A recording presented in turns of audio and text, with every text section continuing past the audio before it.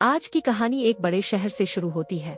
एक लड़की मारिया नाम की अपने काम से वापस आई थी। इसकी दोस्तों के नाम मीघन और सीमी थे। तीनों लड़कियां इस शहर में पैसे कमाने आई थीं और तीनों एक ही घर में किराए पर रहती थीं। सीमी एक अलग कमरे में अकेली सोती थी, जबकि मीघन और मारिया एक ही कमरे में सोती थीं, क्योंकि दोनों एक दूसरे से बहुत मोहब्बत करती थीं। दोनों को लड़के पसंद नहीं थे, इसीलिए दोनों आपस में ही ताल्लुका बनाती थीं। अगले दिन मारिया ने फिर से काम शुरू किया। वो एक नाकाम वकील थी। इसे सख्त वक्त का सामना था। सारा दिन काम करने के बाद जब वो घर आई तो इसे लड़कियां नजर न आई। मीघन और सीमी बाहर गई हुई थीं और उनका इंतजार करते करते मारिया सोफे पर सो गई। कुछ देर बाद जब दोनों लड़कियां वापस आई तो उनके पास एक बड़ा बैग था। बैग में कैनेडियन नोटों की बहुत बड़ी रकम थी। मारिया ने दोनों से पूछा, ये पैसे कहाँ से आए? जो दोनों ने बताया वो कुछ यूँ था। सीमी और मीघन एक पार्टी में गई थीं। वहाँ बहुत से गुंडे मौजूद थे। सब गुंडे एक बैग के लिए लड़ रहे थे और लड़ते लड़ते सब एक दूसरे को मार डालते हैं। उनकी मौत के बाद दोनों लड़कियां बैग उठाकर भाग जाती है। सब कुछ बताने के बाद मीघन कहती है, वो पार्टी मेरे दोस्त ने रखी थी और वो भी एक गुंडा था। इसी की दावत पर हम दोनों वहाँ गए थे। मेरा दोस्त एक मुनशियात फरोश था और आज वो भी मारा गया। जैसे ही मीघन की बात खत्म हुई, सीमी ने पूछा, बैग में कितने पैसे होंगे? ये सुनकर दोनों लड़कियां गिनने लगती हैं। गिनने के बाद उन्हें पता चलता है कि बैग में 5 करोड़ और एक बंदूक है। मारिया ने बंदूक अपने पास रख ली और पूछा, अब क्या करें? सीमी ने कहा, हमें मेक्सिको जाना चाहिए और नई जिंदगी शुरू करनी चाहिए। मारिया ने इसे समझाया कि हम इतने पैसों के साथ बॉर्डर पार नहीं कर सकते। अब तीनों लड़कियां दोबारा सोचने लगती हैं कि इस पैसे का क्या किया जाए। बहुत सोचने के बाद मारिया ने फैसला किया, ये पैसा कहीं छुपा दिया जाए। जब तक मामला ठंडा ना हो इसे इस्तेमाल नहीं किया जाएगा। मीघन और सीमी ने भी इस फैसले से इत्तेफाक किया।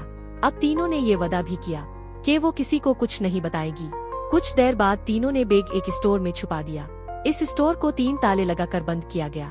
तीनों लड़कियों के पास एक एक चाबी थी। ये स्टोर मारिया ने किराए पर लिया था ताकि वो इसमें पैसा छुपा सके। अगले दिन मीघन और सीमी बहुत खुश नजर आ रही थी। सीमी बेसब्री से इंतजार कर रही थी कि कब मामला ठंडा हो और वो पैसा इस्तेमाल कर सके। रात को मीघन ने मारिया से कहा, तुम बिलावजा डर रही हो, हमें बहुत से बिल भरने हैं और इसके लिए पैसे चाहिए। मीघन की बात दुरुस्त थी।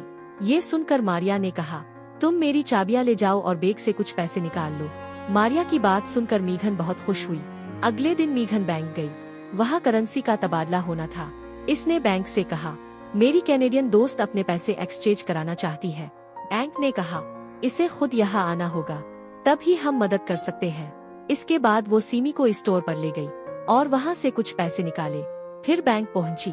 सीमी कैनेडियन लड़की का रूप धार कर गई थी, इसलिए बैंक ने इसके पैसे बदल दिए। रात को सीमी का आशिक रोनी इसके पास आया। सीमी बहुत जल्दी अपना हिस्सा चाहती थी। इसने रोनी को बैग के बारे में बता दिया। कुछ देर बाद दोनों वही स्टोर पर गए जहाँ बैग रखा था। सीमी के पास सिर्फ अपनी चाबी थी, इसलिए वो सब ताले नहीं खोल सकी। रोनी अपने साथ एक आला लाया था जिससे इसने सारे ताले तोड़ डाले, लेकिन जैसे ही दरवाजा खोला अंदर कुछ भी नहीं था। खाली स्टोर देखकर सीमी का दिमाग घूम गया।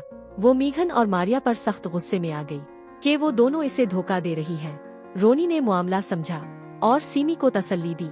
दोस्तों, अगर आप इस वीडियो को देखते हैं तो वीडियो को लाइक और चैनल को सब्सक्राइब करना ना भूलिए। सुबह तक रोनी ने सीमी को पुरसुकून कर दिया, फिर इसे समझाया कि हमें वक्त का इंतजार करना चाहिए। मौका मिलते ही हम दोनों से बैग छीन लेंगे। सीमी को रोनी की बात पसंद आई और वो इसकी बात मान गई। कुछ देर बाद सीमी घर वापस आई और मीघन से बात करने लगी। मारिया नहा रही थी।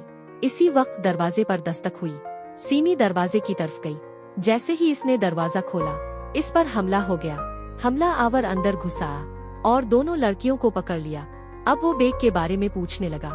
इतने में मारिया गुस्ल खाने से बाहर आई और एक हमला आवर को मार डाला। दूसरा भागने की कोशिश करता है, लेकिन मारिया इसे भी मार देती है। मारिया की नई शक्ल देखकर सीमी डर गई।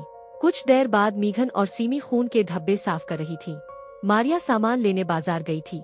सीमी ने मीघन से कहा, मुझे मारिया की नई शक्ल देखकर बहुत डर लग रहा है।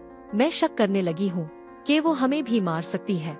ये सुनकर मीघन ने बताया कि कई साल पहले मारिया के साथ जुल्म हुआ था। इसे 3 लोगों ने ज्यादती का निशाना बनाया था। इंतकाम लेने के लिए मारिया ने तरबियत हासिल की और तीनों को मार डाला। हम मारिया को कातिल कह सकते हैं। लेकिन वो बेवजह किसी को नहीं मारती। ये सुनकर सीमी ने कहा, मैं मारिया पर एतबार नहीं कर सकती। मैं कल रात स्टोर गई थी, वहाँ बैग मौजूद नहीं था। यकीनन वो बैग इसके पास है, ताकि वो हमें मारकर सारा पैसा लेकर भाग सके। जैसे ही सीमी ने ये बात खत्म की, मारिया भी वापस आ गई और दोनों लड़कियों से कहा, एक मेरे पास है, क्योंकि मैं तुम दोनों पर एतबार नहीं करती। मीघन ने मारिया से पूछा, तुम्हें हमारी चाबियां कैसे मिले? मारिया ने कहा, मैंने उनकी डुप्लीकेट चाबियां बनवा ली थी। ये सुनकर दोनों लड़कियां हैरान रह गईं। अब मारिया के कहने पर मीघन ने लाशें काटना शुरू कर दिए, जबकि सीमी अभी भी सकते में थी। अब आइए आपको लालची रोनी के बारे में बताते हैं। रोनी ने एक गुंडे विल का कर्ज वापस करना था। जब सीमी ने इसे बैग के बारे में बताया, तो इसने विल से 2 आदमी मांगे। इसने वादा किया, मुझे तुम्हारे 2 आदमी 1 दिन के लिए चाहिए और बदले में मैं तुम्हारा सारा कर्ज चुका दूंगा। विल इस पर राजी हो गया और इसे अपने 2 खास आदमी दे दिए। ये वही गुंडे थे जो लड़कियों के घर गए थे और मारिया ने उन्हें मार डाला था। कुछ देर बाद लड़कियां लाशें काटने लगे और लालची रोनी उनका पीछा करने लगा। जल्द ही लड़कियां एक सुनसान जगह पर पहुंची और लाशों को दफनाने लगे। रोनी भी उनका पीछा करता आया था। इसने लड़कियों को लाशें दफनाते देखा और उनकी वीडियो बनानी शुरू कर दी। लाशें दफनाने के बाद तीनों लड़कियों ने फैसला किया कि वो शहर छोड़ देगी। मारिया को डर था कि गुंडों को पता चल गया है कि हमारे पास बैग है और वो हम पर दोबारा हमला कर सकते हैं। गुंडों से बचने के लिए तीनों लड़कियों ने शहर छोड़ने का फैसला किया। तीनों चाहती थीं कि वो शहर छोड़ जाए, ताकि कोई गुंडा उन्हें पहचान ना सके। मारिया ने पैसों वाला बैग भी साथ ले लिया था, जो इसने एक नई जगह पर छुपा दिया था। रोनी मुसलसल लड़कियों पर नजर रखे हुए था, ताकि मौका मिलते ही वो बैग छीन सके। जैसे ही इसे बैग नजर आया, इसने सीमी को फोन किया और कहा, मैं मारिया से बात करना चाहता हूँ। सीमी ने मारिया को फोन दिया। इसके बाद रोनी ने कहा, मुझे पैसों वाला बैग चाहिए। मेरे पास तुम्हारी वीडियो है जिसमें तुम लाशें दफना रही हो। अगर मेरी बात ना मानी तो मैं पुलिस के पास चला जाऊंगा। ये सुनकर मारिया बैग देने पर तैयार हो गई। रोनी ने इसे एक पुराने क्लब में आने को कहा और फोन काट दिया। कुछ देर बाद तीनों लड़कियां क्लब पहुंच गईं। यहाँ रोनी ने उन्हें बुलाया था। रोनी लड़कियों के सामने नहीं था, बल्कि इसके हाथ में माइक था। इसने मारिया से कहा, बंदूक फेंक दो। ये सुनकर मारिया ने बंदूक फेंक दी। मारिया को बेबस देखकर वो लड़कियों के सामने आया। अब इसने बैग मांगा, लेकिन मारिया ने एक और बंदूक निकाली और कहा, मेरे पास 2 बंदूकें हैं। अब मारिया के कहने पर रोनी को बैग दिया गया और रोनी ने उन्हें फोन वापस कर दिया। जैसे ही रोनी जाने लगा, विल वहाँ आ गया। आते ही इसने रोनी से अपने पैसों और अपने आदमियों के बारे में पूछा। असल में विल के आदमियों ने रोनी को यहाँ आते देखा था, इसलिए वो भी यहाँ पहुँच गया।